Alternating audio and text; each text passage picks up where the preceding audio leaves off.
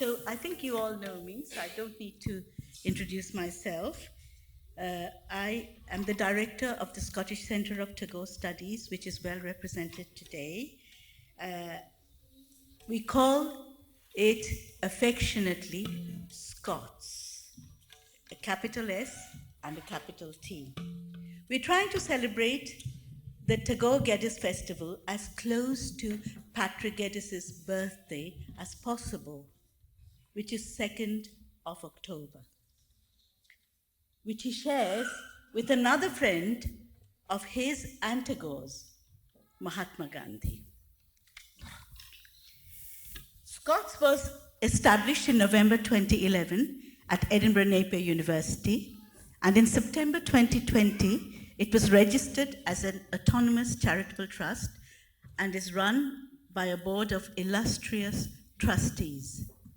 With generous funding from the National Lottery Open Fund of Creative Scotland, and with support from the Institute for Advanced Studies in the Humanities, IASH, University of Edinburgh, and the Centre for Creative Practice, Edinburgh Napier University. I hope, Jaya, you have heard this. Scots has organized the Tagore Geddes Festival, a unique festival which will be held over this weekend, as Lord Provost and the Consul General have already said, and we hope you will enjoy all the events.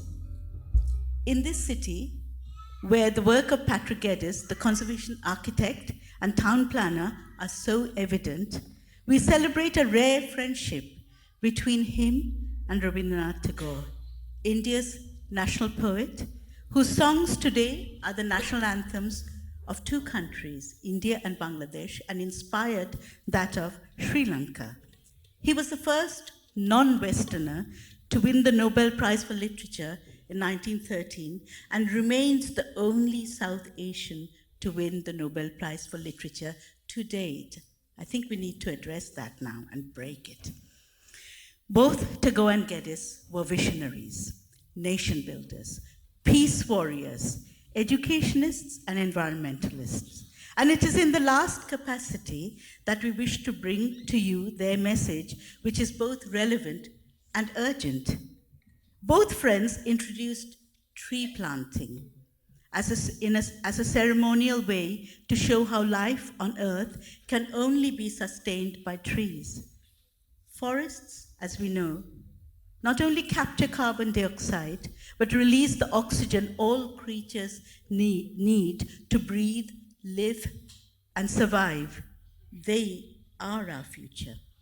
Today, forests cover 30% of the Earth's surface only. And since 1990, we have lost around 1 billion acres of forest land. It is through a creative, expressive dance form called Shrijon Shilnitto that we are newly introducing to Scotland, through which we will bring to you the message of the forest, where tribes live and make their home, where creatures thrive, where nature in all its biodiversity endures, making this a living, breathing planet, which it is. Yet every day forests are being cleared for mining, industrial farming, commercial logging, drilling, more construction, which we need to urgently stop. And I would like this planet to thrive. I have my grandson here and other children, and let us leave a planet for them to grow up in, to enjoy, and to be prosperous in. The forests are teeming with life, with every green leaf embodying life and hope. Deep in the forest dwell birds, animals, insects, and flowers that symbolize love and beauty, a vibrant ecosystem which needs our respect and protection. And when city dwellers venture into the forest, which you will see in the 2 films you will watch tomorrow, they meet tribes who take just what they need and give back what is necessary to retain their habitat. They are not our enemies. However, urbanites like us only see a backward people whose simple lifestyle does not necessarily earn their respect. Yet the forest dwellers are the wise ones who have, till now, kept our forests for us. So, through our dance drama, we celebrate the beauty of the forest, symbolized by the polash flower, the flame of the forest. It's a word you have come across but didn't know. You have heard of the Battle of Plassey. It's actually Polashi, where battles were fought, but red flowers bloomed. So we will take you deep into the forest in two classic feature films tomorrow.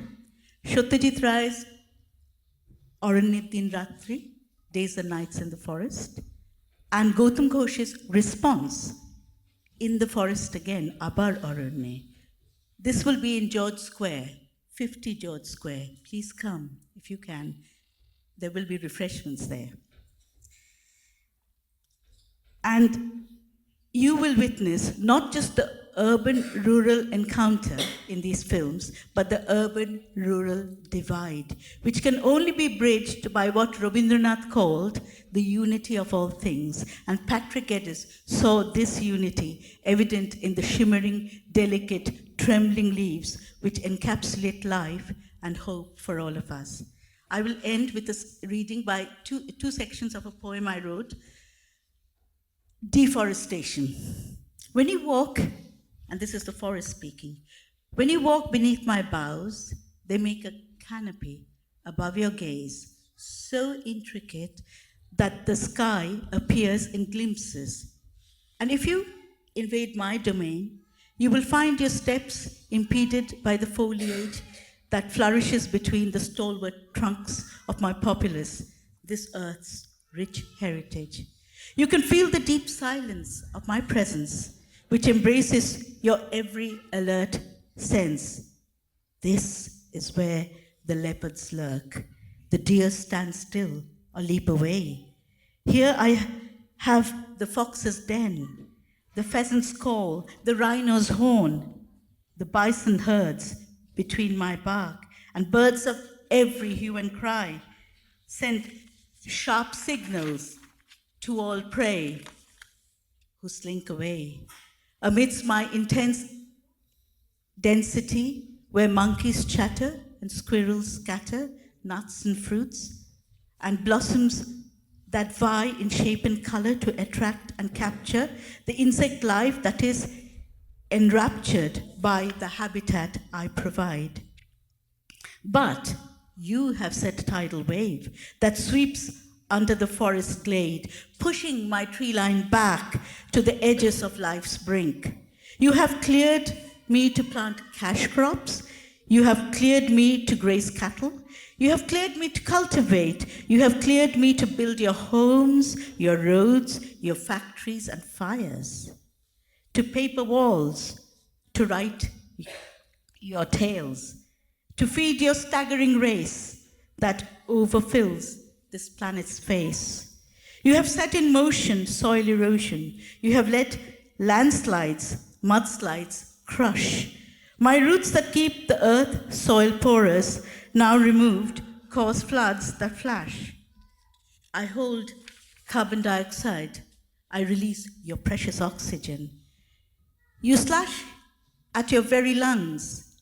With every tree you crush for gain, as the air above turns heavy with greenhouses, gases, and spell death. Every day you calmly clear 20 football-size land of virgin forest, and today stand between you and your destruction. So 12 million hectares disappear every year. This is a war you now wage with cutting-edge technology. Bulldozers that neatly raise and road graders and log skidders that bear the earth's surface, till in 100 years from now, my forests will exist no more, replaced by a silence more terrifying then war.